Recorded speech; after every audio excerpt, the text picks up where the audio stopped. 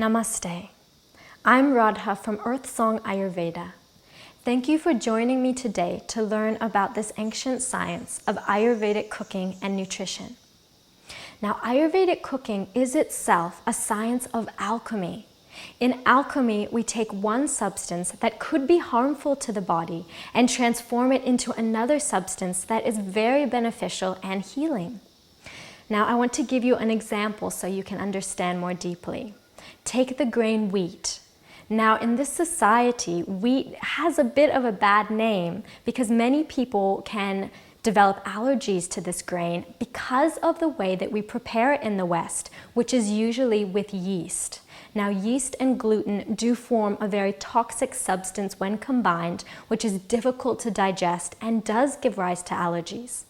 Now, in Ayurveda, we look at the qualities of foods to understand how to transform that food into medicine.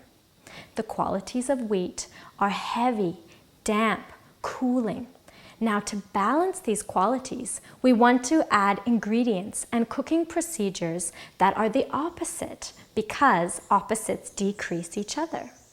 So how do we do this? How do we bring warmth and lightness into wheat?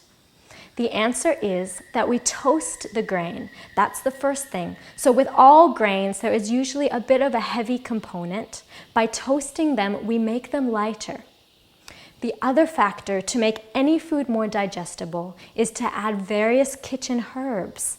So all of our herbs, such as ginger, cardamom, cinnamon, all these various herbs, turmeric, they all have specific roles in the body and they all make the food more digestible.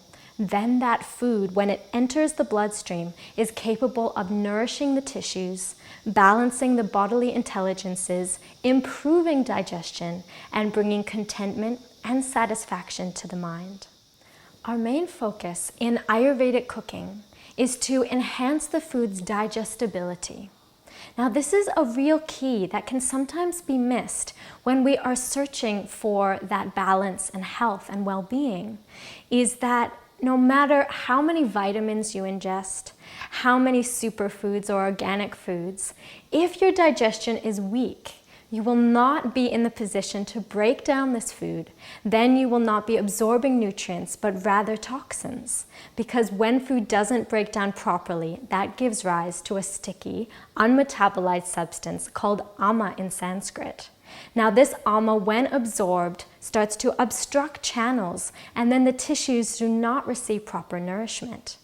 So the first thing we need to do is improve digestion. Now, the key to improve digestion is, again, these cooking procedures that I mentioned with wheat and the use of kitchen herbs. And in the videos that you're going to see, you will notice exactly what herbs go with which ingredients, and the dosage is very important. So many people get all of these herbs and they try and get started, but they don't have that exact knowledge of the precise amount when to add the spices. So this is the art, this is the science of Ayurvedic cooking that I will be sharing with you. Another very important component in Ayurvedic cooking is to consider your state of mind when you enter the kitchen and when you begin to prepare these dishes.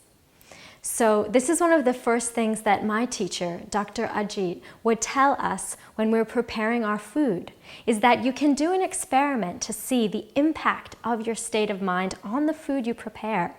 So take one recipe and prepare it on a day when you are feeling cheerful and happy. Then take the exact same recipe and prepare it on a day when you are feeling down or a bit grumpy or in a sour mood, and see the outcome. You can follow the exact same steps, but you will find the result of that dish is completely different. So your state of mind plays a huge role in whether this dish that you prepare will be nourishing yourself and the people you are cooking for, or will actually be difficult to digest and cause more imbalance down the track. So on entering the kitchen, please remember that cooking is a sacred act. It is a very important act. So if you find that you need to cook and you're not in quite the right state of mind, just stop, take a few deep breaths. It is good to create a space that when you enter the kitchen, you start to feel uplifted naturally. So you might like to light a candle, you might like to have flowers, whatever it is that helps to uplift you so that you feel happy to be in that kitchen. And then go about preparing that food with reverence for this ancient tradition from where all of these recipes have arose, and put your love into it, and you will see the results. It is very profound. Thank you for joining me to watch this introduction to Ayurvedic cooking and nutrition. I'm Radha from Earthsong Ayurveda. Namaste.